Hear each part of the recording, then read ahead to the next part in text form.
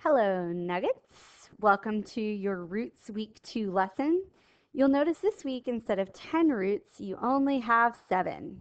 And they are arrow, agri, alter, ambi, amo, ang, and anum. Now you might be wondering, why are there only 7? Well, my vocabulary is cumulative, which means that it builds and accumulates as we go. So when you have your week 2 quiz this week, it won't be just week 2. I will pull 3 roots from week 1 that will appear on your assessment. So you need to make sure when you're preparing for this week and learning these new roots that you're reviewing the ones from week 1 as well.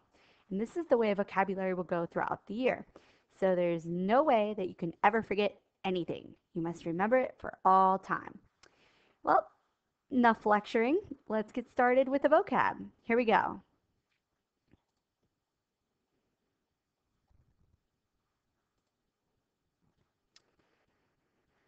Okay, both of these, or 3 of these pictures here, they all relate to the root arrow.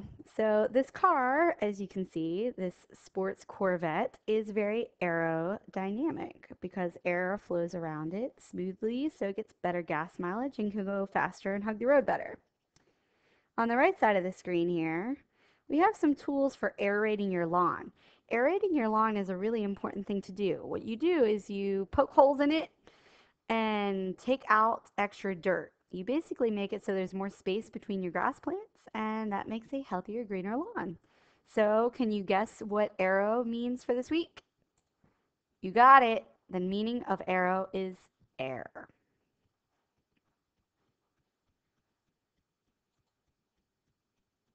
Your next root is agri. So we have a photo on the left of a tractor and a farm. One of the words that we have for this week is agriculture. And agriculture obviously has to do with farming and growing things in fields. On the right-hand side, this might be a picture that looks similar to some of those that you're learning about in your world history classes. You've learned about the Neolithic Revolution and the Agrarian Revolution. This particular painting comes to us from ancient Egypt, which was one of the first um, large-scale agrarian societies because they uh, lived close to the Nile and planted things and irrigated off of the Nile. So if you haven't figured it out yet, agri means dum, da, da, dum, field. And it's not just any field. It's specifically a field that's used for farming purposes. So farmland. Your next root is alter. So on the left, we have a picture of day and night because day and night alternate. They take turns. It's day, then it's night. Then it's night, then it's day.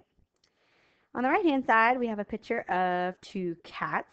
And I really like this illustration because it actually, it's kind of funny that it has the word cat in it because an altercation is a fight between 2 people. So what do you think alter means? It means other. In an altercation, you are fighting one another.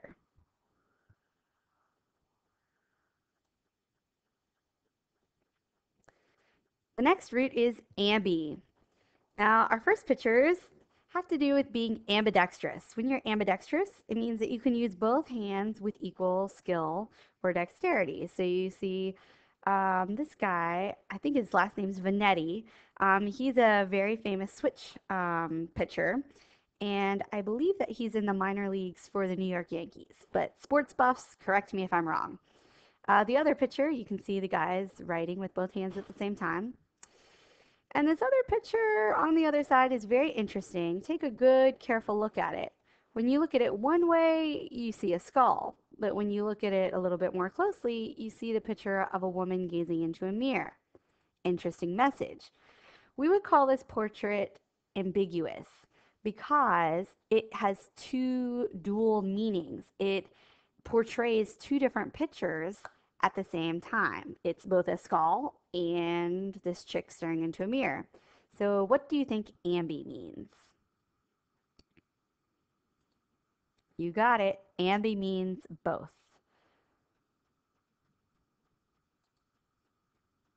Our next root should be very easy, especially for those of you that are taking a language class, especially if you know what the phrase te amo means, or je t'adore.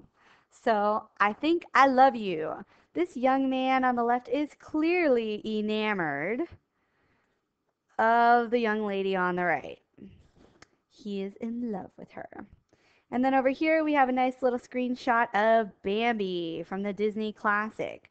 And at first Bambi isn't feeling very amorous. And you can see the doe obviously is, but after she kisses him, it's all over. Amo, of course, means love.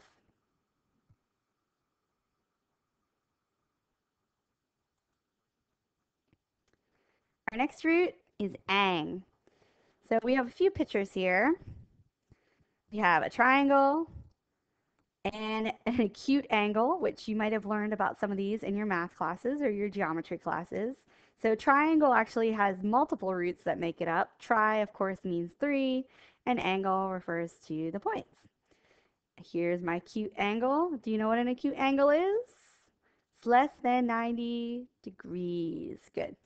Now, over here, I have something that you hear all the time on CSI and Bones and these different type of crime solving shows. We talk about triangulating the position of suspects based on their location with their cell phone. And this can actually be done in real life. It's kind of cool, also kind of scary, depending on your perspective. But this graphic is an example of how triangulation works. So you see the different signal pings off of 3 different cell towers, 1, 2, 3, and where the lines all intersect is the approximate location of the person. So what does ang mean? Ang literally means to bend because you have your angles. It's literally the bending of a line.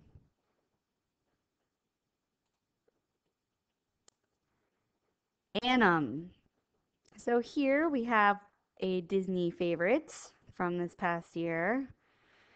I gave you 2 words here. Animate is the verb. So this illustration shows you the animation process um, for creating this lovely frozen character. And animation, which is the noun form. So animation is the noun that we use to talk about people drawing cartoons and bringing them to life.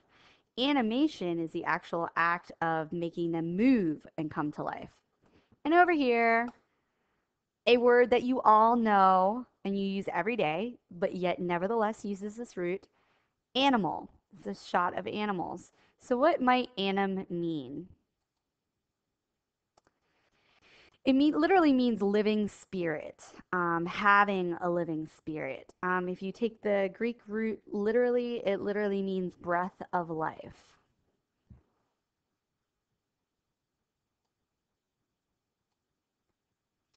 And that's it. Again, you only had 7 roots this week.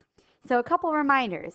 Don't forget to study your roots from week 1. If you don't, that will come back to haunt you, not just for this week's quiz, but also for your future quizzes and tests. They're not going to go away. And that's what I mean when I say vocabulary quizzes are cumulative. Don't forget to get a jump start on your word trees. Remember, you don't have 10 this week. You only have 7. Yay! That's 3 less than last week.